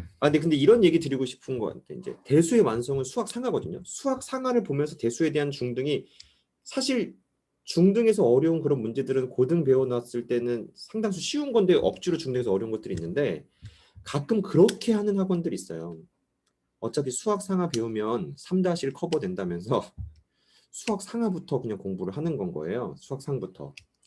근데 그게 이제 단계가 있거든요. 그러니까 3-나 그런 게 충분히 트레이닝 돼서 그게 보는 눈이 생겼을 때 그 다음 과정을 가는 게 맞는 건 거지. 물론 고등 수학을 배운 친구들은 중등이 다 커버될 수 있는 수준에 있는 것은 당연히 맞으나 이 순서가 바뀌면 절대 안 됩니다. 절대. 이거 갑자기 아주 부적절한 예가 생각났는데 이것은 마치 애부터 낳고 결혼하는 거라고 해야 될까요? 약간 좀 부적절한 것 같아요. 네. 그러니까 순서가 바뀌면 안 된다는 거예요, 어머니. 네, 요걸 이렇게 뭐 편집 되나요? 네. 일단 네, 그렇습니다. 네. 어머니들 그래도 뭐 아직 뭐 많이들 네, 유지해 주시고 계신데 네. 생각나시는 거 그냥 가벼운 거여도 궁금한 거 뭐 아주 가벼워도 좋습니다. 그리고 제가 뭐 혹시 저희가 빠뜨린 내용이 있는가 이렇게 한번 좀 검토 좀 한번 해볼게요. 어머니들 생각 좀 더 물어보시거나 채팅 이렇게 마무리 지고 계실 수도 있으니까 네. 사실 이것저것 저희가 생각을 미리 정리해서 뭐 대부분의 것들을 많이 얘기한 것 같긴 한데 저는 막 좀 이런 부분 좀 아쉬운 것 같기는 해요. 쉬워지는 교육 과정에서 그러니까 이게 전체적으로는 교육 과정이 쉬워지면서 아이들이 학습 부담도 많이 줄여주고 그걸 통해 사교육도 줄이고 여러 가지를 다 낮추고 싶은 그런 뭐 정부나 어떤 뭐 교육 쪽에서 그러니까 정부는 좀 다른 얘기인 거죠. 이건 약간 교육 쪽은 이제 각각 이제 교육감이나 어떤 교육 정책에 의해서 만들어지는 거니까 전체적으로 그렇게 좀 부담을 줄이는 건 좋긴 하나 사실 이런 교육이 결국은 나라 국가 경쟁력도 만들어내기도 하고 또 그럼 굉장히 이제 뭐 영재고나 과학고까지 뭐 심화적인 부분의 학습을 하고 싶은 친구들은 그런 심화 학습을 결국은 해야 하는데 이게 완전히 좀 되게 양극화되는 경향도 있어요. 그리고 지금은 이 현재 기하 과정을 보면 아주 기술적으로 기하를 제대로 배울 수 없게끔 좀 세팅을 했어요. 뭐 피타고라스가 중2로 내려온 거 이거는 뭐 지금 이건 다음 시간에 좀 자세히 얘기하긴 할 건데 이건 정말 대단한 기술입니다. 이거는 피타고라스 자체를 거의 없애버린 거나 다름이 없을 정도로 루트도 못 쓰죠. 곱셈 공식도 못 써요. 심지어 이런 이건 좀 심각합니다. 그래서 좀 약간 이런 쉬워지는 교육 과정에 있어서 그 쉬운 것만 딱딱딱 공부를 한다 하더라도 이 심화 문제들은 옛날 그 심화 교육 과정이나 또는 경시 이론이나 그런 부분들에 의해서 계속 새로운 유형들도 만들어지고 많기 때문에 이런 걸 결국 잘하려면 그냥 유형의 끝 이론은 배운 적 없는데 그냥 어려운 문제인 건가 보다가 아니라 결국은 그 이론들까지 밟아가야 아이들이 그 심화 문제를 보는 눈이 생기거든요. 그래서 어머니들이 그냥 일반적인 그 출판사에 나오는 그냥 문제집들로만 풀기에는 예전보다 더 어려워졌어요. 개념은 소개 안 됐는데 문제는 정작 너무 다양한 어려운 문제들이 나오니까 그런 거 하려면 사실은 교육과정 개편되기 전에 그 예전 이론들까지 조금 소개하는 그런 학습을 좀 해야 될 필요가 있습니다. 심화까지 하려면. 그렇습니다.